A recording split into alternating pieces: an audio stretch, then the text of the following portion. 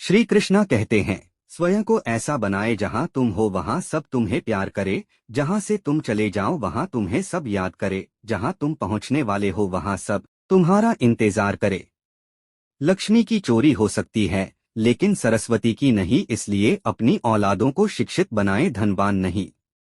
हद से ज्यादा सीधा साधा होना भी ठीक नहीं है, क्योंकि जंगल में सबसे पहले सीधे साधे पेड़ों को ही काटा जाता है और टेढ़े पेड़ों को छोड़ दिया जाता है। अकेले कमाते हो और पूरा घर खाता है तो घमंड मत करना। ऊपर वाले को धन्यवाद कहना कि इस भले काम के लिए भगवान ने आपको चुना है। सेवा सबकी करो मगर आशा किसी से मत रखो, क्योंकि सेवा का सही मूल्य ईश्वर ही दे सकता है, इंसान नहीं।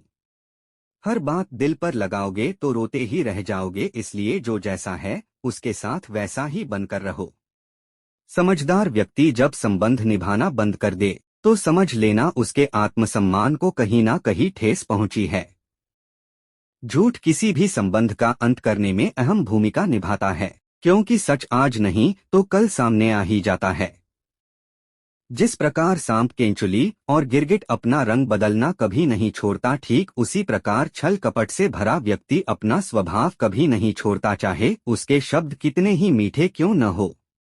तिरस्कार यदि बार बार अपनों से ही मिले तब शब्दों का विवाद उचित नहीं, क्योंकि जो व्यक्ति आपके महत्व को ही नहीं समझा वो आपके शब्दों और भावनाओं को क्या समझेगा। श्री कृष्ण ने कहा है, अगर कोई तुम्हें दुखी करे तो बुरा मत मानना, लोग उसी पर पत्थर मारते हैं जिस पेड़ पर ज्यादा मीठे फल होते हैं। अपने खिलाफ बातें खामोशी से सुन लीजिए, यकीन मानिए वक्त बेहतरीन जवाब देगा। सब्र और सहनशीलता कोई कमजोरियां नहीं होती है, ये तो अंदरूनी ताकत है जो सब में नहीं होती। साथ रहकर जो छल करे उससे बड़ा कोई शत्रु नहीं, और जो हमारे मुंह पर हमारी कमी बता दे उससे बड़ा कोई मित्र नहीं।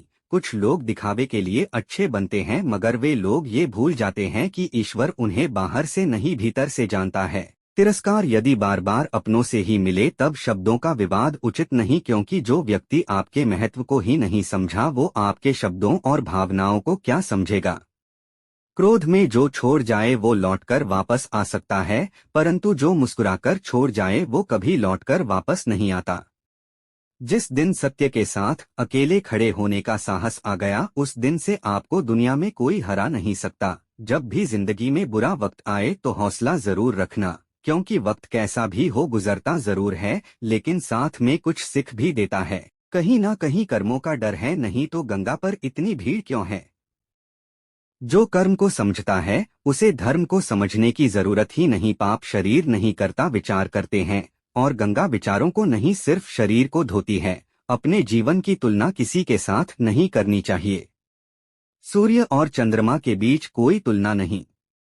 जब जिसका वक्त आता है तब वो चमकता है। जो सम्मान से कभी गर्वित नहीं होते, अपमान से कभी क्रोधित नहीं होते, और क्रोधित होकर भी जो कभी कठोर नहीं बोलते, वास्तव में वही श्रेष्ठ होते हैं। जो बदला जा सके उसे बदलिए, जो बदला ना जा सके उसे स्वीकारिए, जो स्वीकारा न जा सके उससे दूर हो जाइए, लेकिन खुद को खुश रखिए, क्योंकि वह भी एक बड़ी जिम्मेदारी है। ईश्वर सिर्फ दिशा दिखा सकते हैं, लेकिन उस पर चलना तो आपका काम है।